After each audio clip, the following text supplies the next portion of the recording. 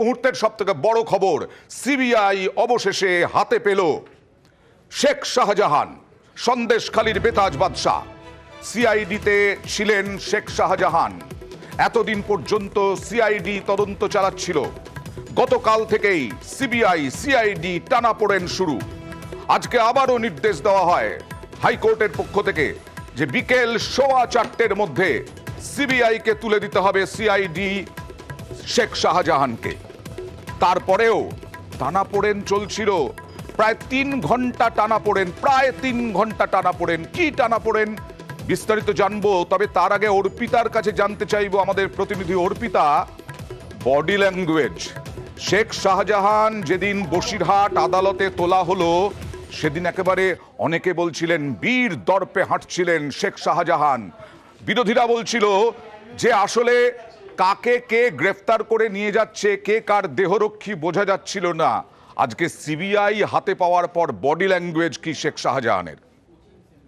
দেখো, শেখ শাহজাহানের যে বডি ল্যাঙ্গুয়েজ আমরা দেখলাম যে কিছুক্ষণ আগে সিআইডি যখন তাকে মেডিকেল করিয়ে যখন নিয়ে আসলো এবং তারপরে যখন সিবিআই এর কাস্টাডিতে বা সিবিআই হেফাজতে যখন তাকে নেওয়া হলো, অর্থাৎ সিআইডি থেকে যখন সিবিআই যখন নিল, তখন কিন্তু একেবারেই আগের মতো তুমি যে বেতাজ বাদশার কথা বলছো শেখ শাহজাহান, সেই বডি ল্যাঙ্গুয়েজ ছিল না। কারণ সঙ্গে রয়েছে বিশাল পুলিশ বাহিনী, বিশাল কেন্দ্রীয় ফোর্সের আধিকারিকরা রয়েছে এবং তারই সঙ্গে সিবিআই এর তাবড় অফিসাররা রয়েছে, প্রায় 6 থেকে 7 জন যে অফিসার। এখানে প্রায় 3 গাড়ি সেখানে সিবিআই আধিকারিকরা এসেছেন এবং এছাড়াও আর একটা যে সেন্ট্রাল ফোর্সের যে বিশাল বাহিনী অর্থাৎ কেন্দ্রীয় বাহিনী, সেই কেন্দ্রীয় বাহিনী আধিকারিকরা রয়েছেন। ফলে স্বাভাবিকভাবেই শেখ শাহজাহানের যে সেই বেতাজ বাদশার যে রূপ, সেটা কিন্তু আজকে দেখা যায়নি।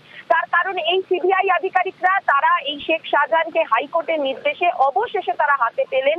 তার কারণ গতকালই তাদেরকে বলার নির্দেশ দেওয়া হয়েছিল যে সিআইডি থেকে সিবিআই যাতে তাদেরকে হ্যান্ডওভার করা হয়। কিন্তু গতকাল সিআইডির যে যুক্তি ছিল, যেহেতু রাজ্য সরকারের তরফ থেকে সুপ্রিম কোর্টে যাওয়া হয়েছে, তাই জন্য মামলার শুনানির জন্য গতকালকে হ্যান্ডওভার করা হয়নি এবং আদালত অবমাননার অভিযোগ এনে আজকে ইডির আধিকারিকরা দ্বারস্থ হয়। সেখানে সিবিআই আধিকারিকরাও ছিলেন হাইকোর্টে এবং হাইকোর্ট পরিষ্কার করে বলে দেয় যে এই রাজ্যকে কিন্তু সময় দেয়া যাবে না, যে আগামীকাল সুপ্রিম কোর্টে কখন শুনানি হবে তার জন্য সময় দেয়া যাবে না, বা এই হাইকোর্টের যে অর্ডার তার উপর তো কোনো স্টে নেই বা কোনো স্থগিতাদেশ নেই, তাহলে কেন মানা হবে না। সেই কারণে গতকালের যে নির্দেশ, সেই নির্দেশই বহাল থাকলো এবং আজকে বিকেল 4:15-র মধ্যে সিবিআই কে হ্যান্ডওভার দিতে হবে সিআইডি তরফ থেকে। সেই কারণেই আজকে সিআইডির ভবনে সেখানে সিবিআই আধিকারিকরা আসেন এবং দীর্ঘক্ষণ তারা থাকার পর অবশেষে 3 ঘন্টা পরে আমরা দেখলাম 3 ঘন্টা পরে তাকে নেওয়া হলো, সিবিআই এর হাতে দেওয়া হলো। কিন্তু তার মধ্যে তো সিআইডি এসএসকেএম এ নিয়ে গিয়েছিল। কেন নিয়ে গিয়েছিল? একেবারে তাই। দেখো, এই যে সিআইডি যে নিয়ে গিয়েছিল এটা একটা অফিসিয়াল প্রসিডিওর। তার কারণ যেহেতু রাজ্য সরকারের গোয়েন্দা দপ্তর সিআইডি, তাদের কাস্টাডিতে থাকাকালীন শেখ শাহজাহানের যে মেডিকেল রিপোর্ট এবং এই যে হ্যান্ডওভার হয়ে গেল সিবিআই এর হাতে, তারাও কিন্তু এখন মেডিকেল করাতেই তারা নিয়ে যাচ্ছে।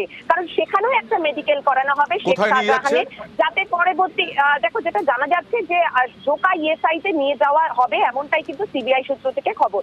সেক্ষেত্রে এই যে দুটো মেডিকেল রিপোর্ট গুরুত্বপূর্ণ, কারণ এক সংস্থা থেকে, তদন্তকারী সংস্থা থেকে যখন দ্বিতীয় তদন্তকারী সংস্থার হাতে যায়, যদি সেই অ্যাকিউজ পার্সনের কোনো রকম কোনো অসুবিধা হয় শারীরিক, যাতে কারো উপর কোনো দোষ না চাপে কোনো কেন্দ্রীয় তদন্তকারী সংস্থা বা কোনো রাজ্য সরকারের কোনো তদন্তকারী সংস্থার উপর, সেই কারণেই মেডিকেল করাটা অত্যন্ত আবশ্যক। এবং একদিকে আমরা যখন দেখলাম যে সিআইডি এসএসকেএম এ নিয়ে গেল তাকে মেডিকেল করানোর জন্য, অপরদিকে কিন্তু সিবিআই আধিকারিকরা তারাও মেডিকেল করানোর জন্য নিয়ে যাচ্ছে শেখ শাহজাহানকে এবং তাকে মেডিকেল করানোর পরে তারপর তারা নিজাম প্যালেসে তারা নিয়ে যাবে এবং সেখানেই এরপর কালকে থেকে শুরু হবে তাকে জেরার পর্ব।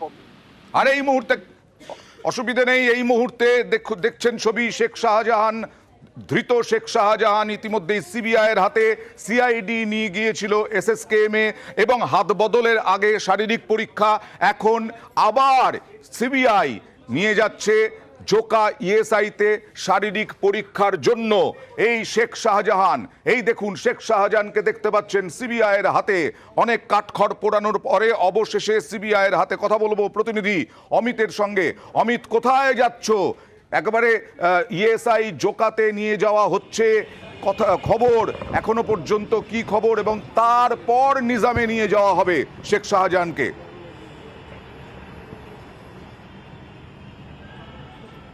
দেখো, শেখ শাহজাহানকে ইতিমধ্যেই সিবিআই কর্তারা হাতে পেয়েছেন, অর্থাৎ ইডির তরফে যে বারবার অভিযোগ করা আনা হয়েছিল যে তাদের উপরে যে হামলার ঘটনা, সেই মামলা তদন্তভার সিবিআইকে দেওয়া হোক।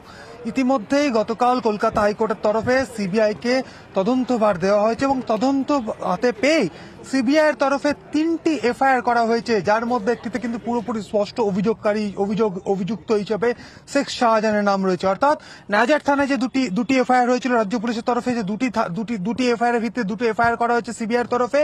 অন্যদিকে বনগাঁ থানাতে যে এফআইআর করা হয়েছিল, অর্থাৎ শঙ্কর আড্ডকে গ্রেপ্তার করে নিয়ে আসার পথে যে হামলার মুখে পড়তে হয়েছিল ইডি আধিকারিকদের, তার প্রেক্ষিতে যে বনগাঁ থানাতে যে এফআইআর হয়েছিল রাজ্য পুলিশের, সেই এফআইআরও কিন্তু করা হয়েছে সিবিআইয়ের তরফে। ইতিমধ্যে শেখ শাহজাহানকে কিছুক্ষণ আগেই নিজেদের হাতে নিয়ে তাদেরকে মেডিকেল করানোর জন্য তাকে নিয়ে যাওয়া হচ্ছে, এমনটাই কিন্তু আমরা দেখতে পাচ্ছি, এবং তারপরেই তাকে নিয়ে আসা হবে নিজাম প্যালেসে। এখনো অনেকটাই দেরি আছে। জোকা ইএসআইতে নিয়ে যাওয়া হবে শেখ শাহজাহানকে, শারীরিক পরীক্ষা করানো হবে, স্বাস্থ্য পরীক্ষা হবে, তারপরে নিজাম প্যালেসে নিয়ে যাওয়া হবে শেখ শাহজাহানকে।